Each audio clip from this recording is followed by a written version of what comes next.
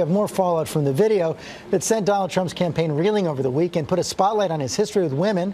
Lindsay Davis here with that story. Good morning, Lindsay. Good morning, George. While Donald Trump is dismissing his comments on the bus as locker room talk, additional tapes continue to surface. Just this morning, New Zealand's TV3 released a video from 1993 where Trump was asked about his womanizing image. His response at the time, that it's fortunate that he doesn't have to run for political office. It's the audio recording sending shockwaves across the presidential election. You know, I'm automatically attracted to beautiful. I just start kissing them. It's like a magnet. You just kiss. I don't even wait. And when you're a star, they let you do it. You can do anything. Grab them by the you can do anything. This 2005 Access Hollywood clip leaked to the Washington Post is blowing up the door on Donald Trump's history of lewd commentary towards some women. The Republican nominee caught on a hot mic talking about hitting on host Nancy O'Dell. I did try and I moved on her like a but I couldn't get there. And all of a sudden I see her, she's now got the big phony and everything. O'Dell released a statement saying in part, "Politics aside, I'm saddened that these comments still exist in our society at all. It was disappointing to hear such objectification of women." But according to a former Apprentice producer, there are far worse Trump tapes, and that this is just the beginning. The Associated Press spoke to more than 20 former production staffers and cast members of The Apprentice. At least 8 of them claim the mogul repeatedly made lewd comments about a camera woman he said had a nice rear, comparing her beauty to that of his daughter Ivanka, allegations Trump denies. Trump has made comments about Ivanka's appearance in the past, like these interviews with Howard Stern. You know who's one of the great beauties of the world, according to everybody, and I helped create her? Who? Ivanka. My daughter, Ivanka. Yeah. She's 6 feet tall. She's got the best body. By the way, your daughter. She's beautiful. Can I say this? A piece of Yeah. Did your daughter get breast implants? No, why? Did she look a little more fat? In 2006, the father and daughter appeared together on The View. Although she does have a very nice figure. I've said that if Ivanka weren't my daughter, perhaps I'd be dating her. Meanwhile, Hillary Clinton used the first presidential debate to highlight Trump's attacks on former Miss Universe Alicia Machado's weight. He called this woman Miss Piggy. Her name is Alicia Machado. Trump spoke out about those claims on Fox News. And she was the worst we ever had. The worst, the absolute worst. And, you know, she gained a massive amount of weight, and it was a real problem. Trump's recent remarks put his most notorious sexual harassment claim back in the headlines, a 1997 lawsuit filed by his one-time business partner, Jill Harth.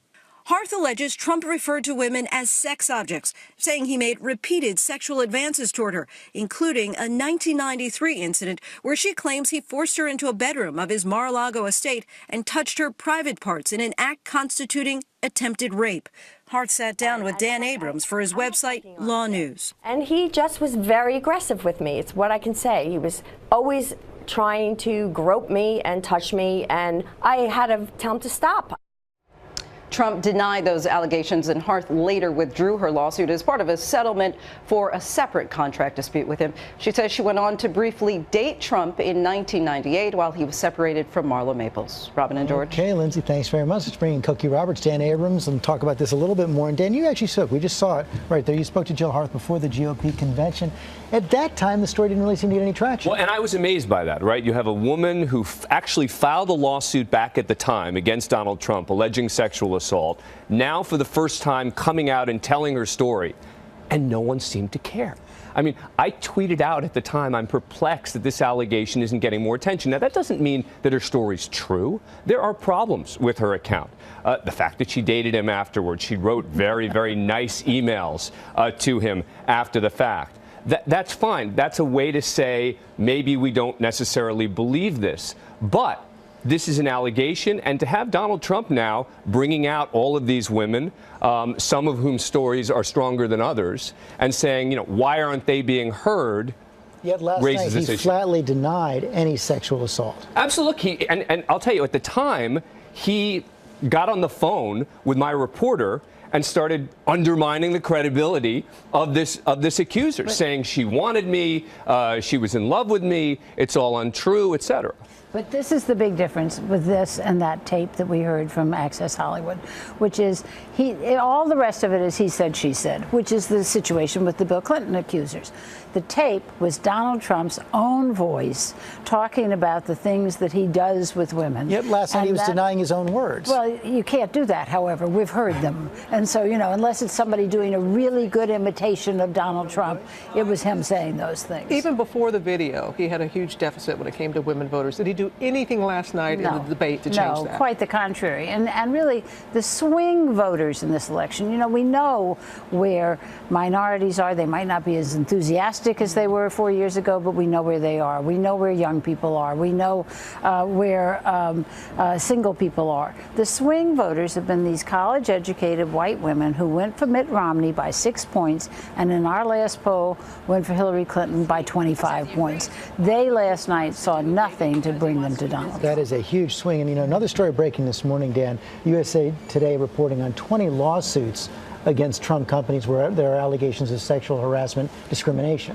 Right, and Donald Trump has a history of being sued and also suing. You know, again, Law News has done a whole chronicle of all the various lawsuits he's been involved in. This isn't new, right? This issue isn't new.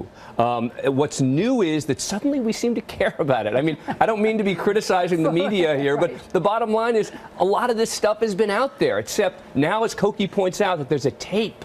There's a tape with them using these words. It changes everything. And it's 4 weeks from tomorrow, and we don't know what other tapes might come out. And that is really something that campaign and the Republican leadership has to be scared to death about. You've been doing this a long time. I've been doing this a long time. And you have never seen anything like this. Nobody has ever seen anything like this. This is a unique campaign, an overused word, but not in this case. Okay. Thank you. Cokie Dan.